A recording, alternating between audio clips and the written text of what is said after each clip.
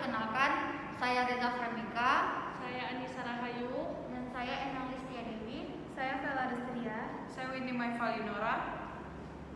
dan satu lagi teman kami yaitu Zailin Arisa Pramesti, yaitu sebagai dokumentasi. Baik, untuk penyajian materi akan disampaikan oleh Endang Listia Dewi. Kepada Endang, disilakan. Baiklah, saya akan menjelaskan materi kami yaitu tentang kerangka teori. Yang pertama yaitu pengertian kerangka teori.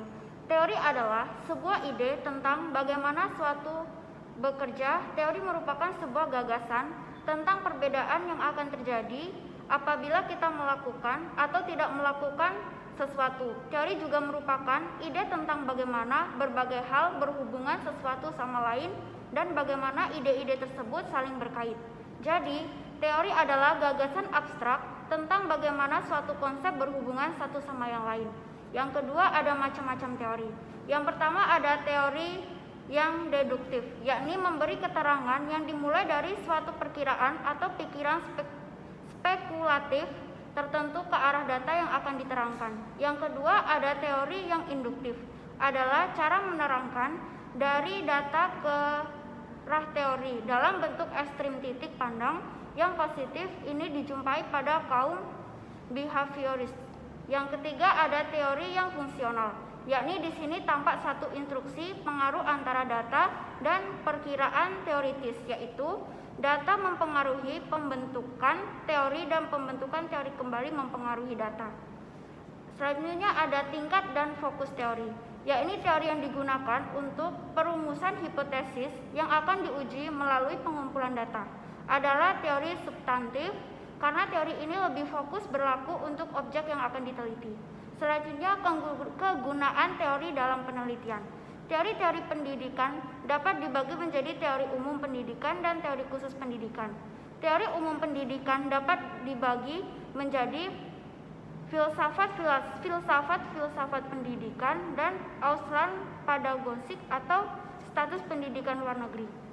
Yang terakhir ada deskripsi teori, yakni deskripsi teori dalam suatu penelitian merupakan uraian sistematis tentang teori dan bukan sekedar pendapat pakar atau penulis buku, dan hasil-hasil penelitian yang relevan dengan variabel yang diteliti.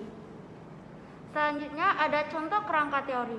Yang pertama ada konsep anak usia prasekolah. Definisinya yaitu anak usia prasekolah merupakan anak yang berusia 4-5 tahun. Anak prasekolah ada pribadi yang mempunyai berbagai macam potensi. Selanjutnya ada karakteristik usia prasekolah. Menurut Oktiawati DKK pada tahun 2015 mengumumkan ciri-ciri anak usia prasekolah meliputi aspek fisik, sosial, emosi, perkembangan dan kognitif anak.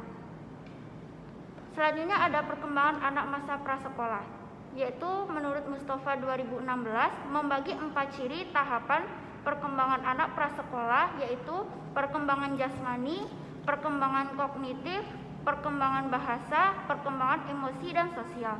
Ada pula faktor-faktor yang mempengaruhi toilet training, dan yang terakhir kemandirian toilet training anak prasekolah.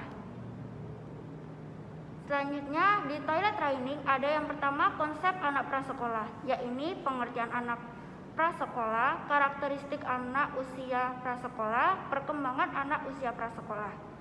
Dan faktor-faktor yang mempengaruhi toilet training yaitu ada usia anak, jenis kelamin, pengetahuan ibu, pendidikan, peran orang tua, dan sikap ibu. Selanjutnya terakhir kemandirian toilet training anak usia prasekolah, yakni pengertian kemandirian toilet training anak prasekolah. Terima kasih. Baik, demikianlah materi dari kelompok kami. Kami akhiri saja. Assalamualaikum warahmatullahi wabarakatuh.